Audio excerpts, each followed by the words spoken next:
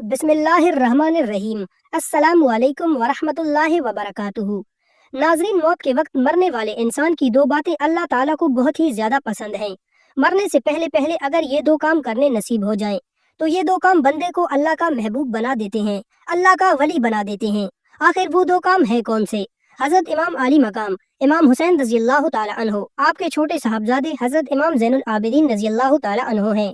आपके पास एक औरत रोती हुई आई, कहने लगी, ए नवासे रसूल, मेरा बेटा पांचों वक्त का नमाजी था, मेरा बेटा हक सच बोलने वाला था, कुरान पढ़ता था, पांचों वक्त की नमाज बाजुमात अदा करता था।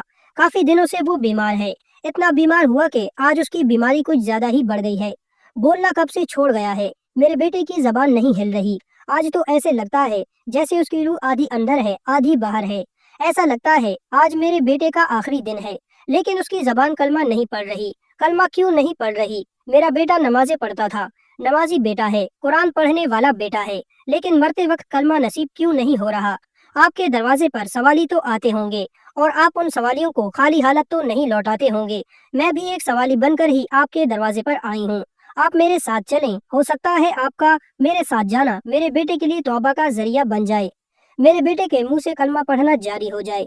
हजरत इमाम ज़ैनुल आबिदीन ने पूछा, माई ये बता, तेरा बेटा दुनिया में कोई ऐसा काम करता था जो अल्लाह को नापसंद हो? तेरे सामने तेरे बेटे ने कभी ऐसा कोई काम किया हो या कोई ऐसा अमल किया हो जो अल्लाह को नापसंद हो, उसके रसूल सल्लल्लाहु अलैहि वसल्लम को नापसंद हो?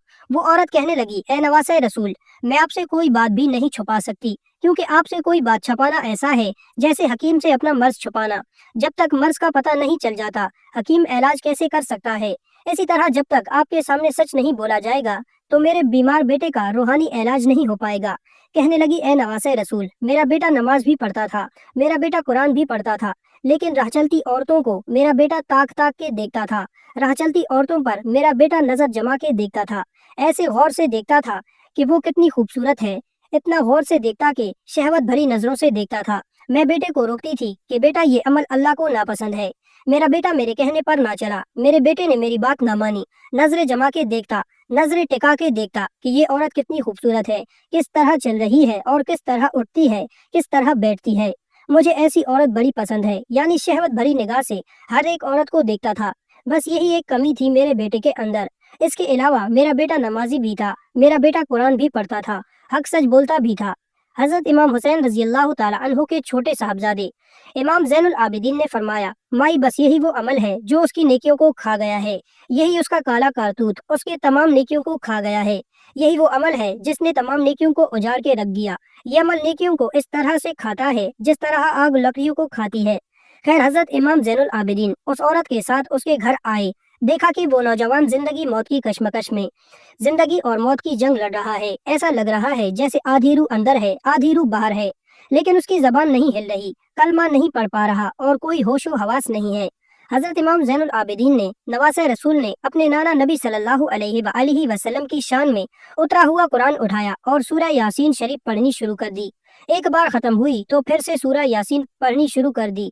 जब दूसरी बार खत्म हुई तो आपने अल्लाह की बारगाह में अपने हाथ उठा दिए, चशम पुरनम से अर्ज करने लगे, ए मेरे करीम रब, ए मेरे सोहने और प्यारे रब, ए मेरे हकीम रब, मैं तेरे महबूब नबी आखिरुज़्ज़मा हज़रत मोहम्मद मुस्तफ़ा सल्लल्लाहु अलैहि वसल्लम का नवासा हूँ।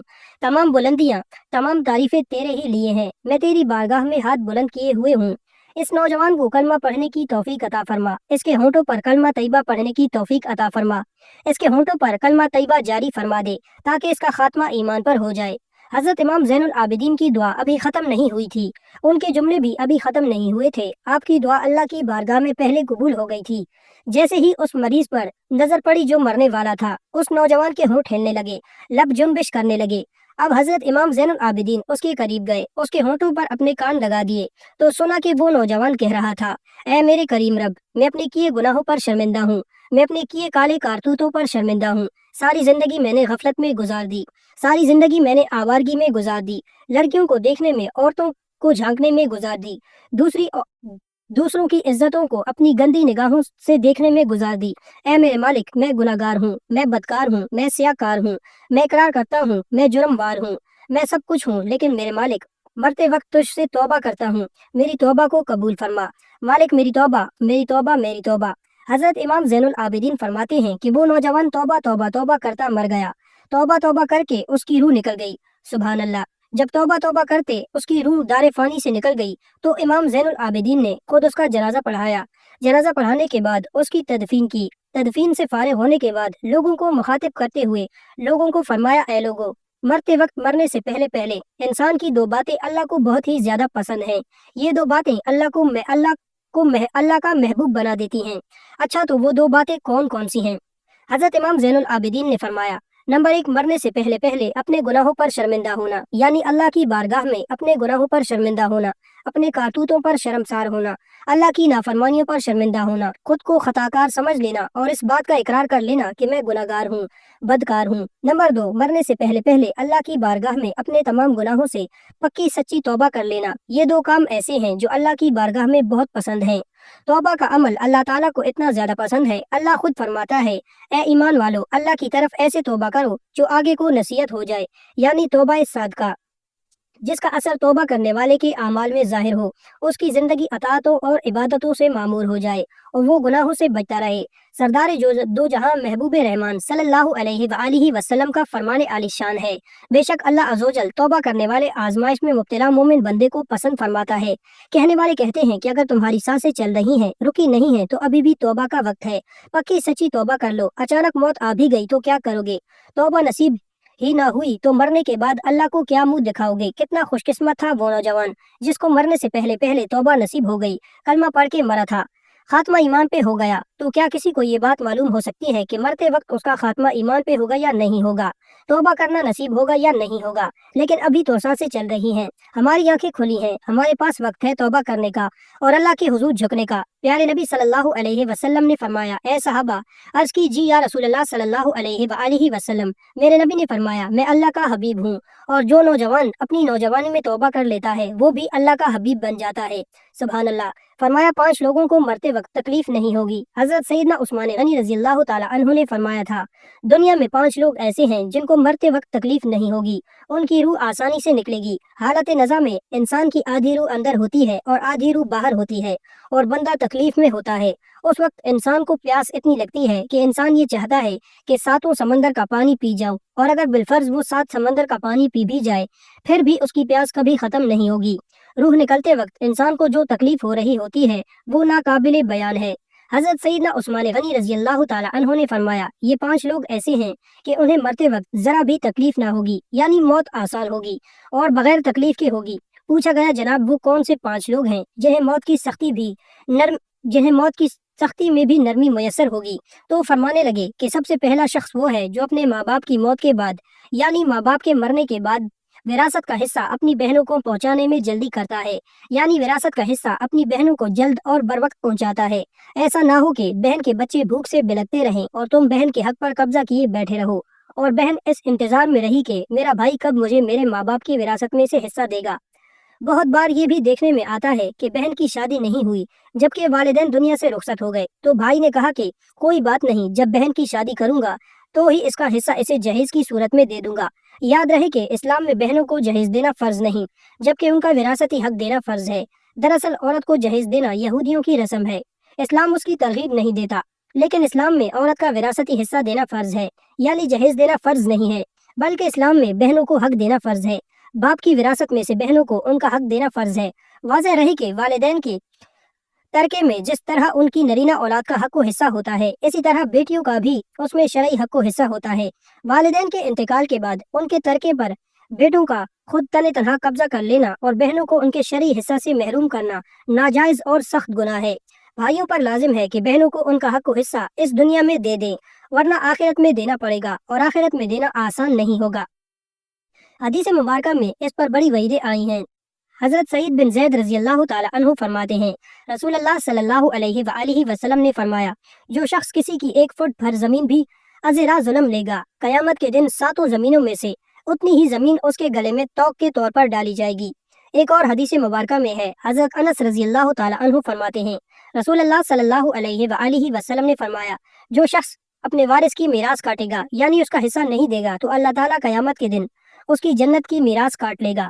याद रहे कि जहेज की रस्म इस्लाम کی رسم نہیں ہے بلکہ یہودیوں کی رسم ہے، اور اس کا سب سے بڑا نقصان یہ ہے کہ جس طرح یہودی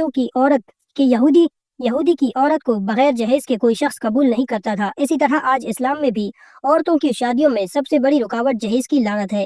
غریب آدمی کی بیٹی بیٹھی بیٹھی بوڑھی ہو گئی کہ جہیز کا کوئی بندوبست نہ ہو سکا۔ اسی طرح اگر کوئی شخص یہ کہے کہ میں بہن کا وراثتی حصہ تو نہیں دے سکتا، البتہ جب اس کی شادی کا وقت ہوگا تو جہیز دے دوں گا، لہٰذا فرمایا گیا کہ بہنوں کو بروقت حصہ دینے والے کی روح موت کے وقت بڑی آسانی سے نکلتی ہے۔ ایک عورت کا بھائی جب فوت ہوا تو اس عورت نے بہت اصرار کیا کہ مجھے بھی قبرستان میں لے چلو، میں بھی اپنے بھائی کی قبر پر جانا چاہتی ہوں۔ خیر اس اصرار کو قبول کیا گیا اور اسے قبرستان میں اس جگہ لے جایا گیا جہاں اس کے بھائی کی تدفین ہونے والی تھی۔ اس کے دیکھتے ہی دیکھتے میت کو قبر میں اتارا گیا اور اس کے بھائی کو مٹی کے سپرد کر دیا گیا۔ جب دعا کی باری آئی تو تمام عزیز و اقارب کے سامنے اس روتی ہوئی بہن نے آسمان کی جانب اپنے ہاتھ اٹھائے اور آسمان کی جانب دیکھا۔ اس کا دل رو رہا ہے، آنکھوں سے آنسو چھم چھم برس رہے ہیں۔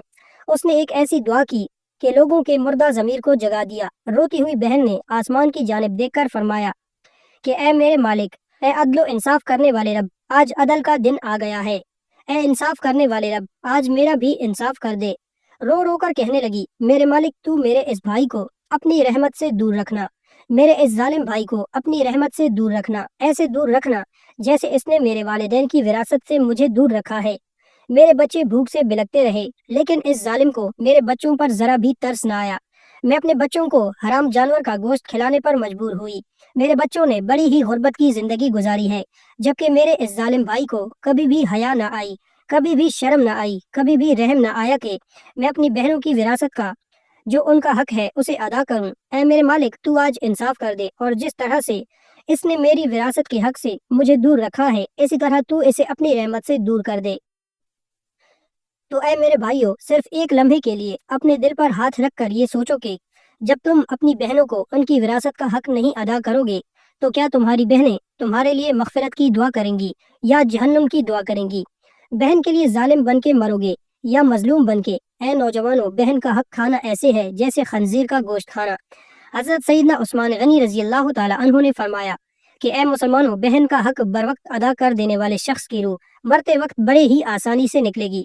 پھر فرمایا، کثرت سے صدقہ کرنے والا شخص یعنی ایسا شخص جو اللہ اور رسول اللہ صلی اللہ علیہ وسلم کی رضا کے لیے اپنے مال و دولت میں سے یوں صدقہ کرتا ہے کہ جب وہ اپنے ایک ہاتھ سے کسی کو دیتا ہے تو دوسرے ہاتھ کو پتہ بھی نہیں نہ چلے، یعنی دوسرا انسان وہ ہے جو کثرت سے صدقہ کرے گا تو اس کی موت کے وقت اس کی روح آسانی سے نکلے گی اور جان کنی کا عمل اس کے لیے تکلیف دہ نہیں ہوگا۔ نمبر 3، ایسا انسان جو اپنی فیملی سے اچھا سلوک کرنے والا ہے، یعنی اپنے ماں باپ، بیوی بچوں اور بہن بھائیوں سے نرم دلی کا رویہ رکھنے والا ہے، اپنے بیوی بچوں سے پیار کرنے والا ہے، حلال کا لقمہ کما کر اپنی بیوی بچوں کی کفالت کرنے والا ہے، حلال کمائی سے بچوں کی پرورش کرنے والا ہے، بیوی کو حلال کا لقمہ کھلانے والا۔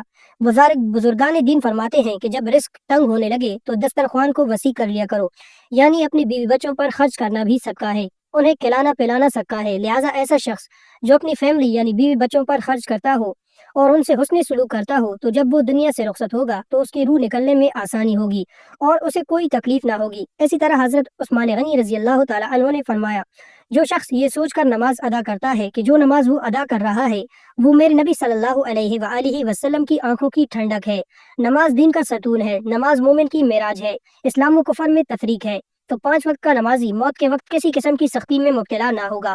پھر فرمایا، 5واں وہ شخص ہے جو قرآن کی تلاوت کرتا ہو، یعنی خود بھی قرآن پڑھتا ہو اور دوسروں کو بھی قرآن سکھاتا ہو۔ پھر فرمایا، راتوں کی تنہائیوں میں اٹھ اٹھ کر قرآن پڑھا کرو اور قرآن پڑھتے وقت رویا کرو۔ فرمایا کہ اگر رونا نہ بھی آئے تو رونے کی کوشش کر لیا کرو۔